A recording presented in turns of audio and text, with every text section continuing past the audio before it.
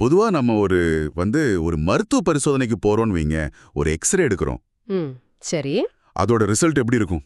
ரொம்பவும் துல்லியமா இருக்கும். அதாவது எலும்பு உடைஞ்சிருக்கா இல்லையான்னு கச்சிதமா காட்டிடும். அது நமக்கு ஒரு நிம்மதியை தருது. உண்மைதான். அது ஒரு பைனரி நிலை. ஒண்ணு உடைஞ்சிருக்கு இல்லனா இல்ல. நம்முடைய அன்றாட வாழ்க்கையில இந்த மாதிரி உறுதியான பதில்கள் தான் நமக்கு தேவைப்படுது. கரெக்ட். ஏன்னா நம்ம மனசு எப்போதுமே விஷயங்களை இப்படி தெளிவா ஒரு கட்டத்துக்குள்ள அடக்கி பார்க்கத்தான் விரும்புறது. ஆனா ஒரு எக்ஸ்ரே மிஷினை வச்சு மனசை ஸ்கேன் பண்ண முடியாது இல்லையா? கண்டிப்பா முடியாது. மனிதர்களாகிய நம்முடைய உள்மனம் அப்புறம் இந்த தியானம்னு பேச ஆரம்பிக்கும்போது எல்லாமே ரொம்ப நுட்பமாவும் கொஞ்சம் குழப்பமாவும் மாறிடுது. அதனாலதான் இன்னைக்கு நாம கொஞ்சம் ஆழமா உள்ளே இறங்க போறோம். உங்க எல்லாரையும், அதாவது குறிப்பா இப்ப இதை கேட்டுக்கிட்டு இருக்கிறவங்கள இந்த உரையாடலுக்கு உற்சாகமா வர வைக்கிறேன். இது ஒரு ரொம்ப முக்கியமான பகுதி. ஆமா, விக்யான் ரிரவ் தந்த்ரா அப்படிங்கிற தொடர்ல இருந்து இது எபிசோடு 24. 1972 முதல் 73 காலகட்டத்தில் மும்பையில் தனது தேடுபவர்கள் முன்னிலையில் ஓஷோ வழங்கிய சொற்பொழிவு இது. பண்டைய தந்திர நூலான விக்யான் பைரவ தந்த்ராவில் உள்ள 112 தியான முறைகளை இது ரொம்ப ஆழமாக ஆராய்கிறது. சரியா சொன்னீங்க. இவை வெறும் தத்துவங்களோ கோட்பாடுகளோ அல்ல. இது முழுமையான அனுபவத்தை பற்றியது. மனதை தாண்டி விழிப்புணர்வை நேரடியாக உணர வழிகாட்டும் உரைகளிவை. வாங்க சாட்சியாக நுழைவோம். நிச்சயமா. இப்ப முதலாவதா தியானத்துக்குள்ள நுழையறதுக்கு முன்னாடி நாம எந்த டைப் ஆளுங்கிறத நாமளே புரிஞ்சுக்கணுமாமே. ஆமா, அது ரொம்ப அவசியம். அதாவது தர்க்க ரீதியா யோசிக்கிற ஆளா இல்ல உணர்வு பூர்வமான ஆளான்னு. ஆனா நிறைய பேருக்கு நான் ரெண்டும் கலந்த மாதிரி இருக்கேனே, நான் எந்த டைப் அப்படிங்கிற குழப்பம் இருக்குமே. அந்த மாதிரி ஒரு குழப்பம் ஒருத்தருக்கு வருதுனாலே அவர் சந்தேகமே இல்லாம தர்க்க ரீதியானவர், அதாவது இன்டலெக்சுவல் டைப் தான். அது எப்படி அவ்வளவு உறுதியா சொல்ல முடியும்? உணர்வுகளும் சேர்ந்திருக்க வாய்ப்பு இருக்குல்ல? வாய்ப்பே இல்ல. ஏன்னா உணர்வு பூர்வமான ஒருத்தருக்கு, அதாவது எமோஷனல் டைப் ஆளுக்கு இந்த குழப்பமே வராது. ஓ, அவங்களுக்கு குழப்பம் வராதா? வராது. உணர்வுங்கிறது எப்போதுமே முழுமையானது, பிரிக்க முடியாதது. அவங்க எதையும் நம்பிக்கையோட அடிப்படையில தான் அணுகுவாங்க. ஆனா அறிவுங்கிறது எப்போதுமே பிளவுபட்டது. அப்போ அறிவோட இயல்பே பிரிக்கிறது தானா? ஆமா.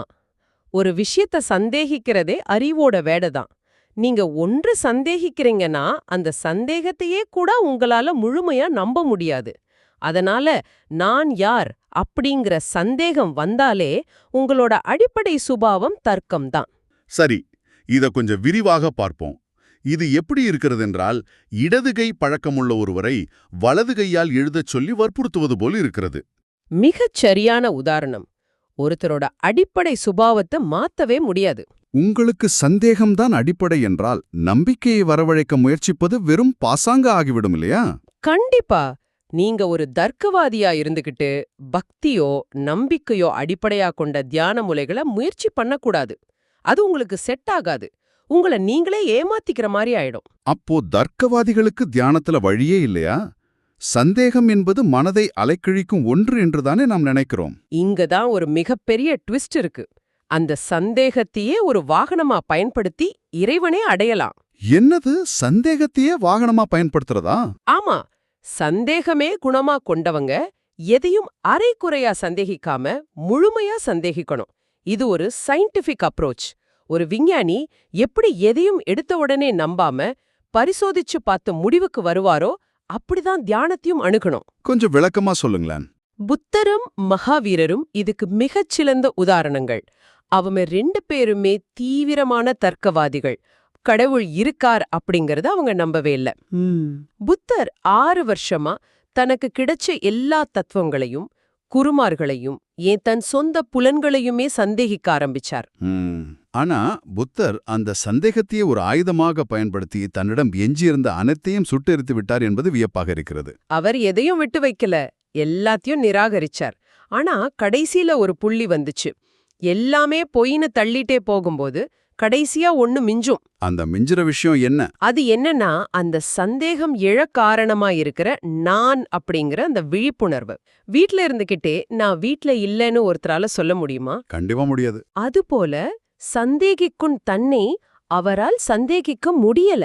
அந்த ஆரம்ப புள்ளி அவர் உணர்ந்தப்போ கடவுள் இல்லைன்னு சொன்ன புத்தர் இந்த பூமியில மிகச்சிறந்த கடவுள் தன்மையுள்ள மனிதரா மாறினார்.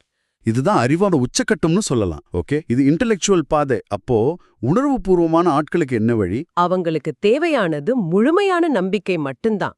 இதுக்கு ராமகிருஷ்ண பரமஹம்சருக்கும் கேசப் சந்திர சென்னுக்கும் நடந்த சந்திப்ப உதாரணமா சொல்லலாம். கேசப் சந்திர சென் ஒரு பெரிய அறிஞராச்சே.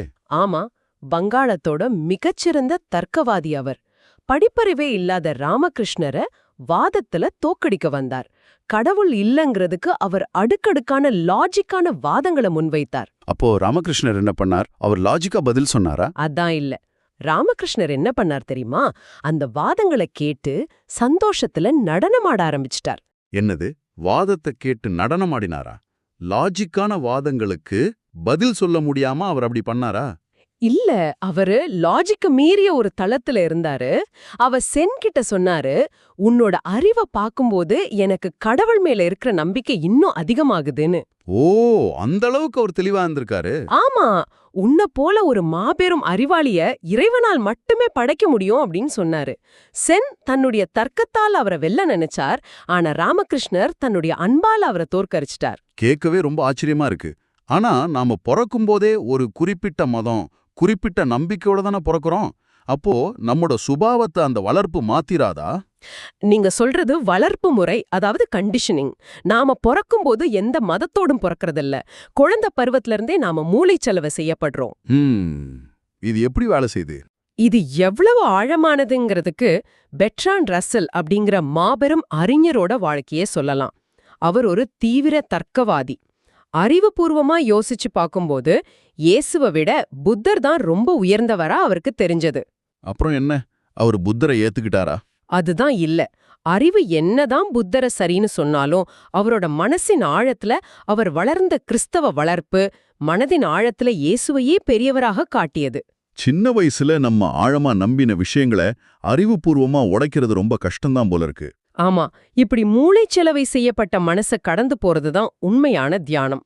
இங்கேதான் விஷயம் ரொம்ப சுவாரஸ்யமா மாறுது. தர்க்கம், உணர்வுன்னு 2 துருவங்களை பத்தி பேசணும். அதே போல புத்தரின் வழியையும் தந்திராவின் வழியையும் ஒப்பிட்டு பார்த்தா அவையும் 2 முரண்பட்ட முனைகள் மாதிரி இருக்கே.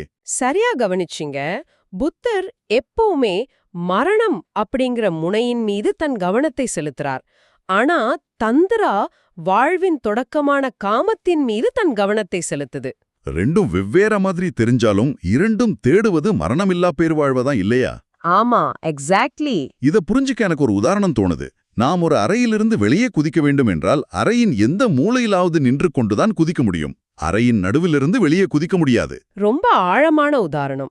புத்தர் மரணம் என்ற முனையை தேர்ந்தெடுத்தார். தந்திரா பிறப்பு என்ற முனையை தேர்ந்தெடுத்திருக்கிறது. நீங்க சொல்ற மாதிரி அந்த முனைகள் வழியாதான் நாம வெளியேற முடியும்.